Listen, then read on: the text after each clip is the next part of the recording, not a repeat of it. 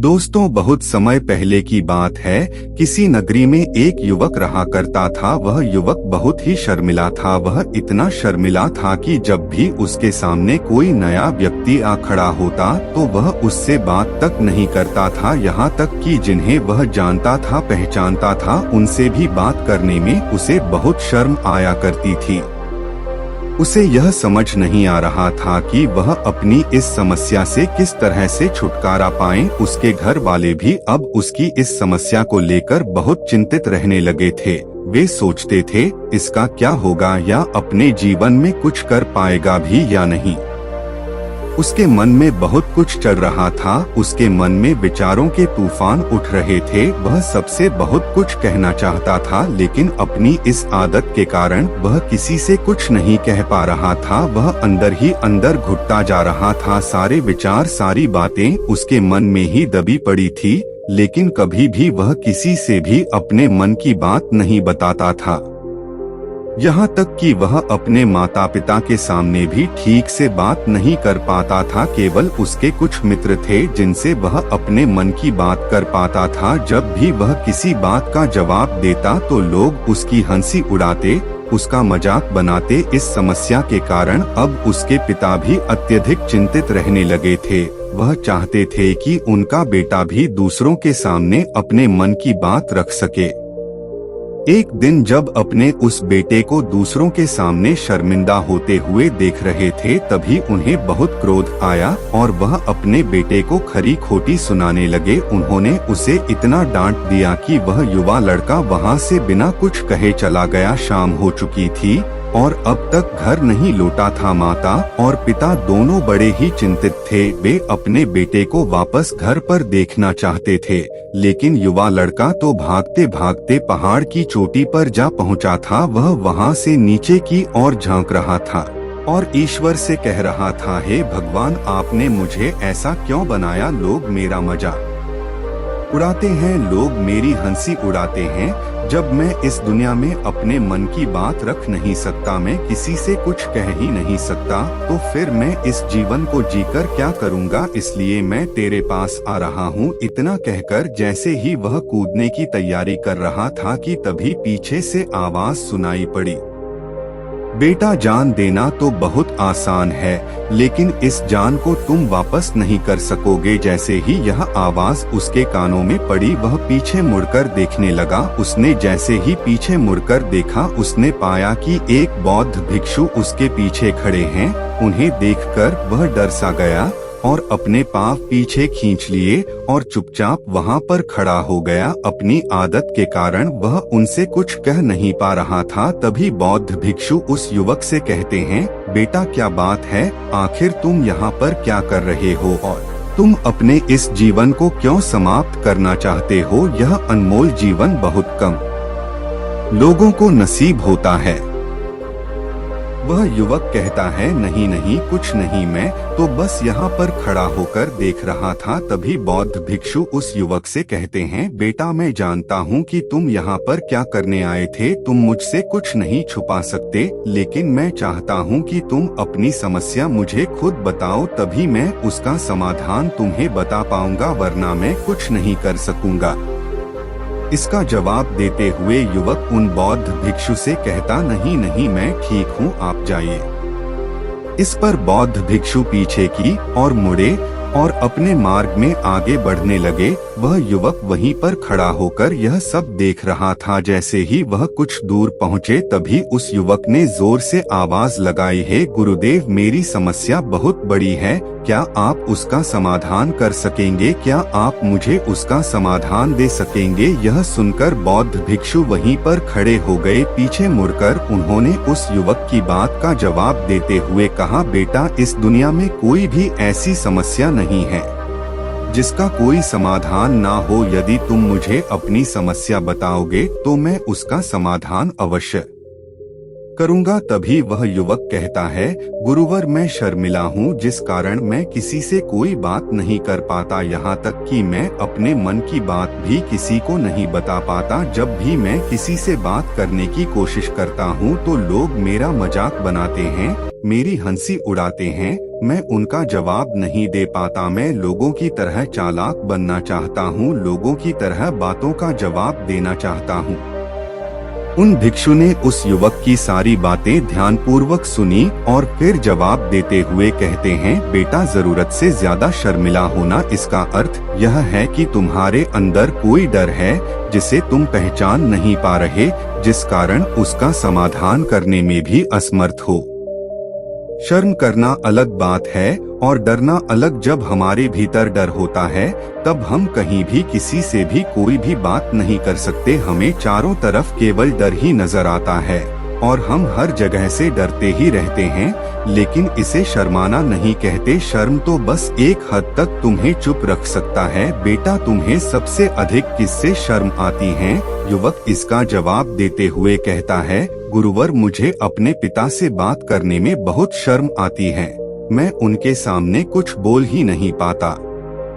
तभी बौद्ध भिक्षु कहते हैं, अच्छा तो यह बताओ, जब तुम अपने पिता से बात कर रहे होते हो तुम्हारे मन में कैसे ख्याल आते हैं? युवक कहता है, गुरुवर मुझे ऐसा लगता है कि मानो मेरे पिता अभी मुझे डांट देंगे, मुझ पर क्रोध करेंगे या नाराज हो जाएंगे, और मुझे यह भी लगता है कि मैं कुछ गलत बात ही करूंगा। यहाँ तक कि मेरे मन में ऐसे भी ख्याल आते हैं कि शायद मेरे पिता मुझे प्यार ही नहीं करते। परंतु गुरुवर आप कहते हैं कि शर्म अलग है और डरना अलग बात है, तो क्या कोई ऐसा उपाय है जिससे मुझे डर ही ना हो, जिससे मेरे अंदर का यह डर पूरी तरह से समाप्त हो जाए? कृपा करके मुझे इस समस्या का समाधान बताइए, मुझे अपने इस डर से बाहर निकलना है।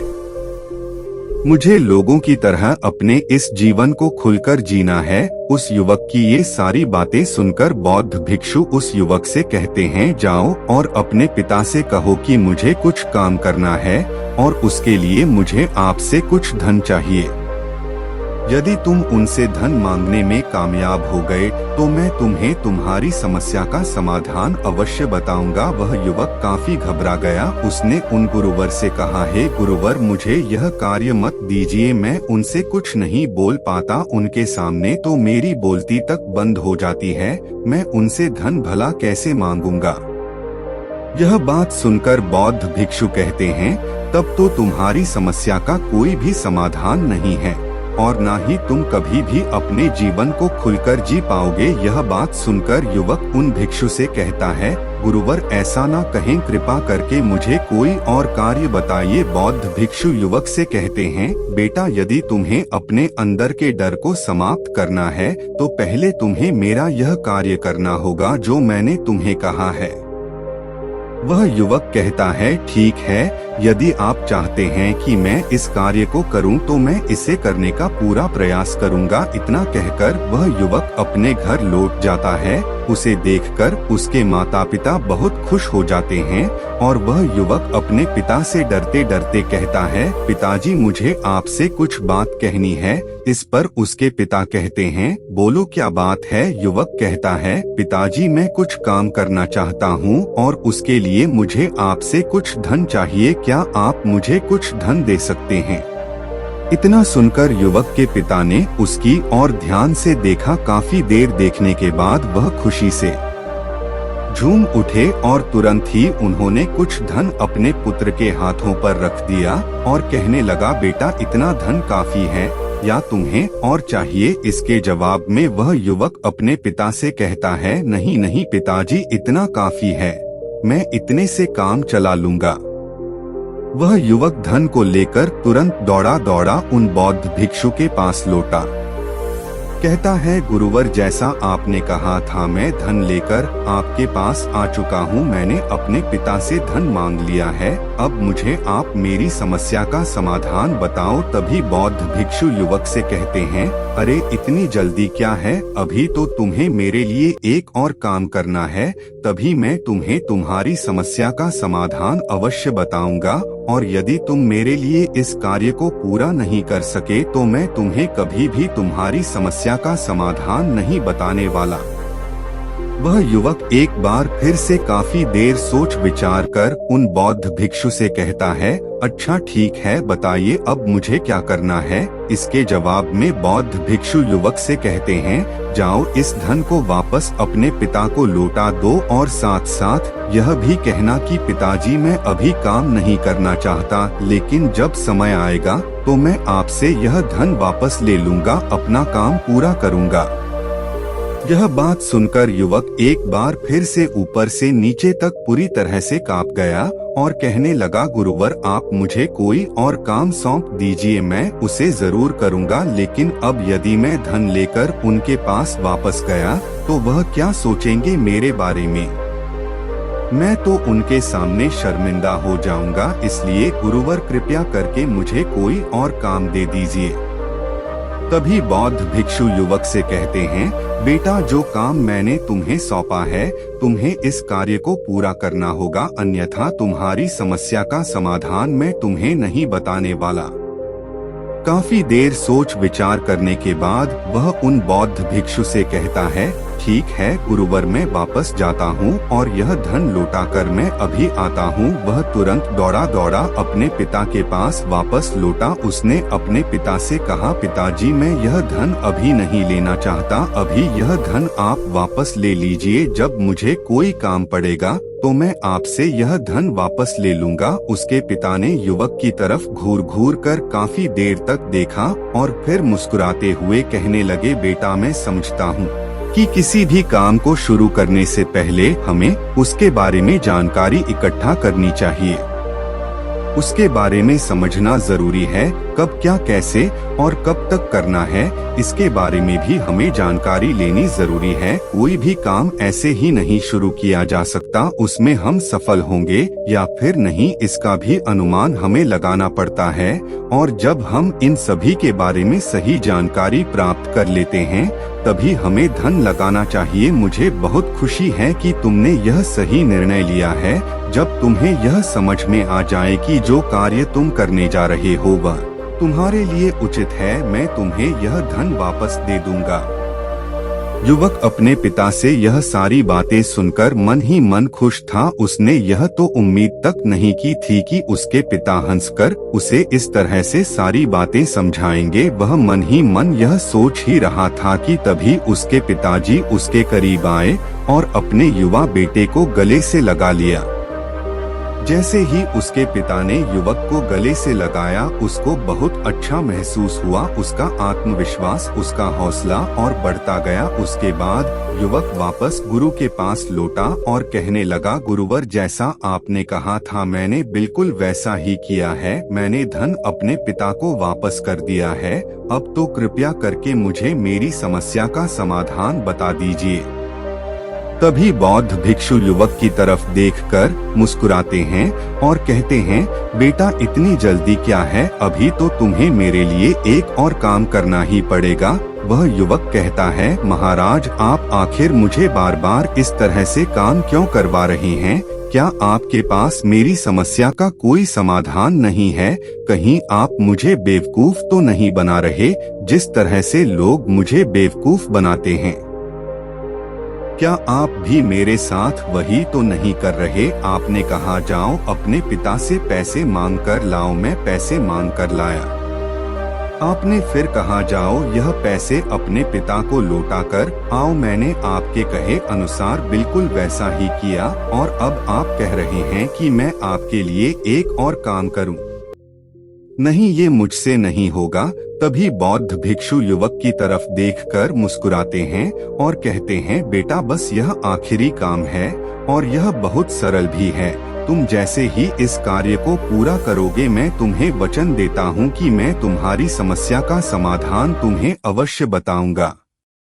इस पर वह युवक फिर से एक बार सोच विचार करता है और उन बौद्ध भिक्षु से कहता है, ठीक है, लेकिन यह आखिरी काम जो मैं आपके लिए करूँगा, बताइए मुझे क्या करना है।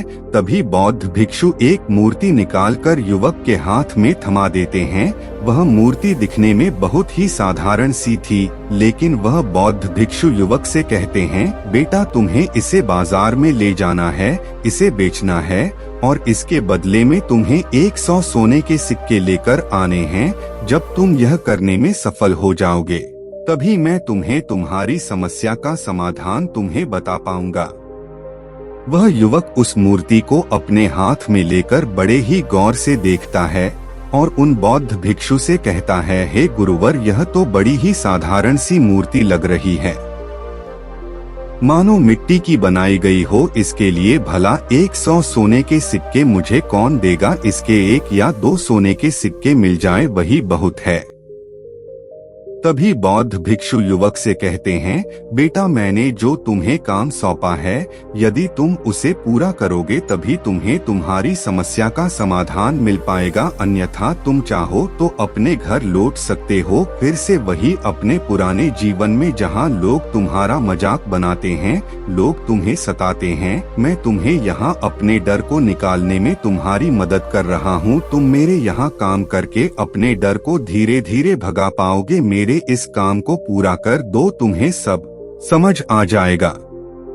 वह युवक मन ही मन यह विचार करता है कि मुझे तो मेरी समस्या का समाधान किसी भी हालात में चाहिए, जिस कारण वह उस मूर्ति को उठाकर बाजार की ओर चल पड़ता है। बाजार पहुंचकर वह एक जगह चुपचाप उस मूर्ति को लेकर खड़ा हो जाता है और इंतजार करने लगता है कि कोई आएगा और उस मूर्ति के बारे में पूछेगा और तब वह उस मूर्ति के लिए 100 सोने के सिक्के की मांग करेगा।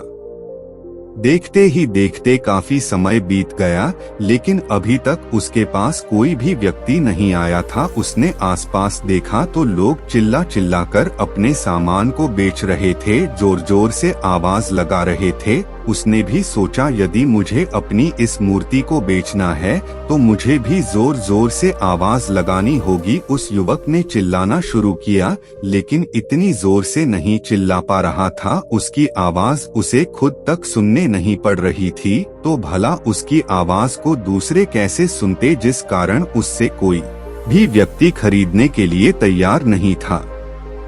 धीरे धीरे शाम का समय हो चुका था और उस व्यक्ति को यह डर था कि कहीं वह बौद्ध भिक्षु वहां से कहीं चला ना जाए, अन्यथा उसे उसकी समस्या का समाधान कौन देगा। यह सोचकर उसने जोर जोर से आवाज लगानी शुरू की, सिक्के में यह मूर्ति ले लो। उसकी आवाज सुनकर लोग उसके पास आने लगे और उससे यह सवाल करने लगे, इस मूर्ति में ऐसा क्या है जो तुम इसे बेच रहे हो? इसके अंदर ऐसा कुछ तो खास होगा ही। युवक काफी देर सोच विचार कर उस युवक से कहता है, नहीं नहीं, मुझे कुछ नहीं पता, मैं तो बस यह मूर्ति यहाँ पर बेचने आया हूँ। तभी उसमें से एक युवक कहता है, अगर ऐसी बात है तो इस मूर्ति को कोई नहीं खरीदने वाला। आखिर इस मूर्ति में ऐसा क्या खास है जिसके लिए तुम सोने के सिक्के की मांग कर रहे हो? यह तो तुम्हें बताना ही पड़ेगा।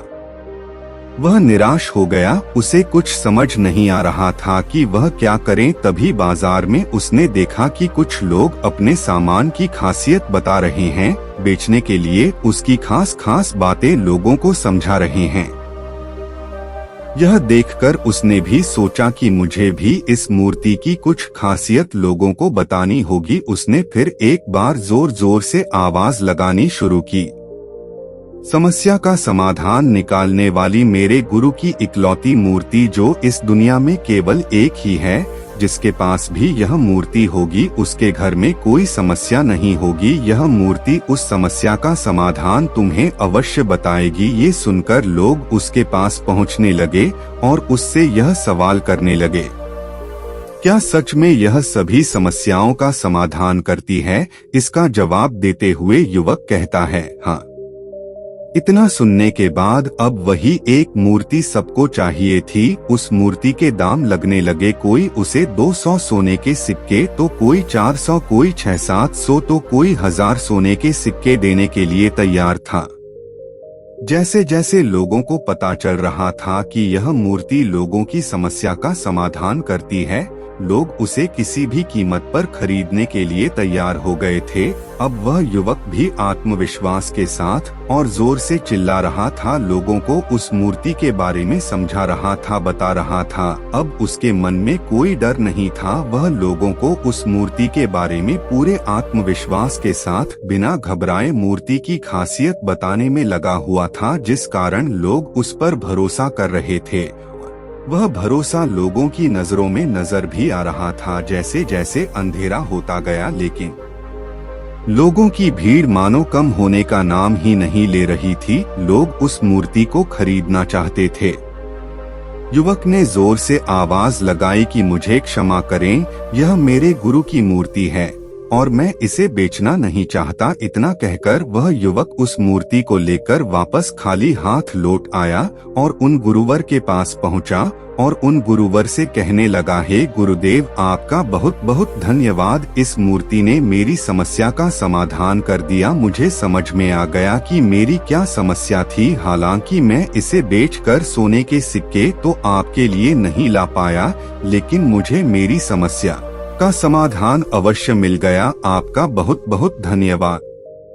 इस बात को सुनकर बौद्ध भिक्षु उस युवक से कहते हैं, बेटा, मैंने तुम्हारी समस्या का समाधान नहीं किया है, तुमने तो खुद ही अपनी समस्या का समाधान किया। अपनी समस्या तुमने खुद ही सुलझाई है।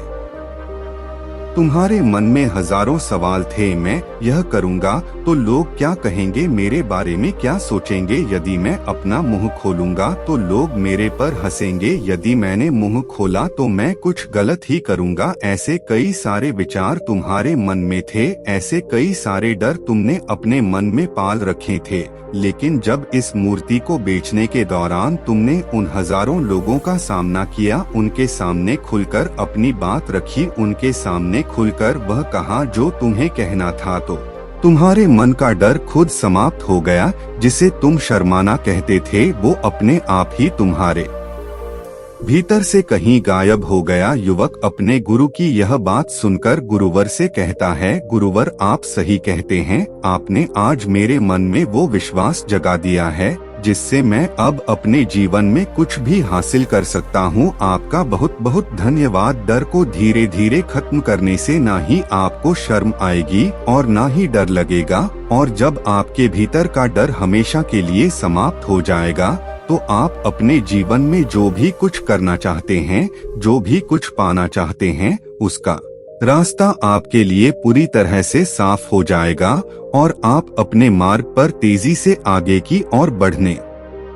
में सक्षम भी हो जाएंगे। इसलिए लोग क्या कहते हैं, क्या कहेंगे, यह सब छोड़ दीजिए और खुद पर विश्वास कीजिए, क्योंकि आप ही हैं जो अपने इस डर का सामना कर सकते हैं। दोस्तों, अगर आप ऐसे व्यक्ति को जानते हैं जो हर वक्त शर्माता है या अपनी बात खुलकर लोगों के सामने नहीं रख पाता, तो ये वीडियो उनके साथ शेयर करना ना भूलें। दोस्तों, उम्मीद है कि आपने आज के इस वीडियो से जरूर कुछ ना कुछ सीखा होगा। ऐसी ही ज्ञान से भरपूर कहानी सुनने के लिए हमारे चैनल को जरूर सब्सक्राइब करें। चलिए मिलते हैं एक और वीडियो में, तब तक के लिए अपना ख्याल रखें। धन्यवाद।